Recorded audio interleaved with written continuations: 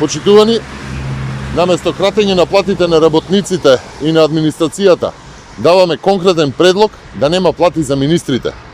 Нудиме конкретен предлог до владата, до Спасовски, Шекеринска и другите да се откажат од платите и да ги донираат за борбата против коронавирусот. Оливер Спасовски да се откаже од нето платата од над 88.000 денари. Радмила Шекеринска да се откаже од нето платата од над 80.000 денари.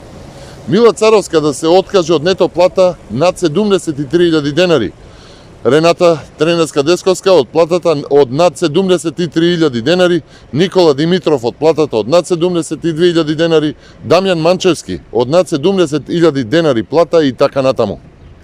Предлагаме сите 26 министри да се откажат од примањата кои што се движат од 70 до 90.000 денари нето и да работат про боно. Ако СДСМ навистина сакаат да помогнат, тогаш целосно да се откажат од нивните приходи по основ на плата и хонорари, додека трае кризата со епидемијата на коронавирусот.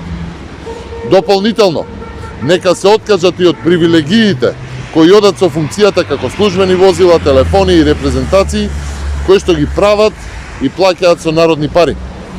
Почитувани, доколку министрите, замениците министри, директорите и членовите на управните и надзорните одбори работат без пари, про боно, со тоа ќе се заштедат над 2,5 милиони евра месечно.